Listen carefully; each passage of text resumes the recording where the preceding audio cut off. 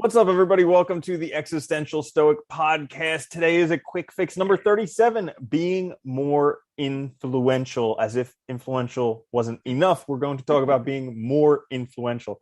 I'm Randy. I'm here with my buddy Danny. What's going on, Danny? What's up, Randy? And well, you know what they say though, right? Once you're influential, you got to be more influential. Because it's You don't never stop enough. there. Yeah, no, it's never enough. It's never enough. I think with pretty much everything in life, we figured that out. We know So, that, yeah. Yeah, so this is just a short little episode. We're going to go over 3 tips each on how to be more influential. I'm going to start because I introduced this episode. So my first one is stop trying to impress others. Like, this is something that you see so often. Like, I have a friend, and it's not Danny. But Danny was like this. Danny was like this in high school too, and I'm pretty sure he's like this now as well. But like somebody who doesn't care what you think. Like, I know you all have friends like that, and you're like, damn, why couldn't I just do that? And it's like they're influential because they don't care. Like, everybody else is trying to get everyone's approval. They just don't give a shit. And because of that, they're very, very influential. So stop trying to impress others, and that will actually help you to be influential because you won't be needy. You'll be living your life, and people see that and they want that. Not to mention too, I love that one because it's a sign of confidence, and people love confidence. You know, it's funny that you mentioned that too. This is just on a side, totally digression, because why not? It's funny. I remember too being in college, like all my friends like being like, I want to get a girl, but I can't get a girl, and they're going out and they're trying so hard to impress them to be a certain way, and it's like you're putting on a front. And you're either going to have to keep that up indefinitely or the relationship's going to fall apart because you're not representing yourself accurately. It's like if you just are yourself, you don't have to worry about all that crap, you know?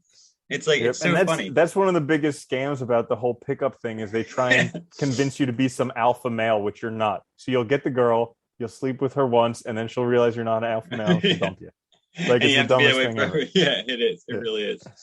All right, I like that one. My first one is actually a quote. Gandhi said that we should be the change we want to see in the world. And I really like this because it's this idea of setting the example, being exemplary, not looking to others, not worrying about others, but being that change. If you know something's right, just doing it. And that's, I think, one of the ways to be influential, is going after those things and being that person, right?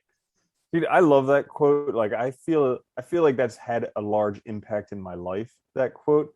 Because there are so many people who want to change the world. Like, look at all these politicians, and we're not going to digress into politics, but look at all of them. Like, everybody's so convinced that the world should be this way and everybody should act some other way. And it's like, how, you could, number one, you could clothe the whole world in an inch of leather to walk comfortably. Or number two, you could put on a pair of shoes. It's like, fix yourself, dog. But I'm not telling you to do that. I'm doing that myself. You can do you.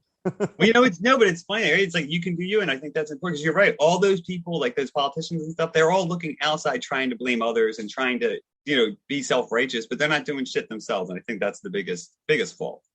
Mm-hmm. All right. So my next one actually is a corollary of that. It's be the best version of you. So, like, in order to be influential, you want to be exceptional. Like, and that requires a lot. Like, everybody that we look up to that's influential, they've done something with their life, but they didn't do somebody else's life. They did what was uniquely their own life, and they did that to the best possible extent that they could. And because of that, we look up to them, we're influenced by them. So I think that's really important, to find out who you are and then live that to the utmost, the best degree that you can. I like that one too. And that goes for anything too. Like, if if you want to be the best in something, it's doing it to the best of your ability, right? It's putting all your effort in, 500% or however you want to phrase it. That's a good one. It's important. My second one's kind of very straightforward. It's just be dependable and be on time. I think, we've talked about this before in a couple other episodes, but I think this is like just a great starting point, that if you want to be influential, you also have to do stuff, and you have to commit to things, and you actually have to do what you say. And part of that is just like, one way to start that is being dependable, and starting to be that type of person. Then people will ask you to do things, and they'll rely on you, and they'll want you to be part of whatever they're doing. Because they'll know that you are reliable. They know that they can go to you. Like, I've heard it said in one book that, like, if I have work to give somebody, I'm going to give it to somebody who's busy, because they'll know how to fit it in. Whereas if I give it to somebody who doesn't have anything on their plate, it's never going to get done. And Yeah, it's a good way to look at it. I like that one. yeah. So my last one is, this is from my least favorite book on earth, or at least that's where I heard it. The 7 Habits of Highly Effective People. But actually, listen to others. This is, so if you want to be influential, like there's that saying, people will care how much you know once they know how much you care. So like actually listening to other people, understanding other people, being compassionate with other people. Once you start recognizing that they're people, they have wants, they have needs, they have dreams, they have difficulties, everything, and starting to understand them, all of a sudden, once you relate, then you're in a position where you can be influential because they'll actually care. But up until that point, they don't really care. Yeah, I like how you phrase that too, because I was also, when you first said that, I was thinking too, like, of like listening to know how you can also target what you're doing, right? And actually be an influence rather than just like thinking all the answers, which I think is the other side of that. It's a good one. For the record, I think everybody says that, so I don't think you have to worry about the book. Yeah, that book Take just a grinds stab my at it gears. anyway. They made me read it in college, and it was like one of those garbage books. I tried reading it over again numerous times, and every time I'm like, gosh, this is garbage. Way too long. I think you go back to It it could just so you can literally keep be kicking that dead 7. horse. Yeah, it could literally be 7 steps. You don't need an explanation for any of it, but he No. goes into like hundreds of pages of explanations, and yeah, garbage. Yeah. It's a lot of books. You can make it one page. You know what I mean? But you know what? Nobody ever built a statue to a critic, so clearly No. he's done pretty well with that book. Yeah, he has. It's been very popular. Yeah. All right. My last one, so we keep this a quick fix rather than a long fix. My last one is, it's 2 parts. It's identify who your idols are and then model your behavior. And I think we forget at how important this is. Like, if you want to be influential and you want to be better and you want to be an example, sometimes you just need to first identify, like, who matters? Who do you think is important? Who do you think has lived well? And what can you take from their life? What can you learn, both from their mistakes and their successes, right? To be that type of person and to be successful. I think that's a easy one. Dude, that's a great one. I actually have 2 things that I wanted to say about that because it is such a good one.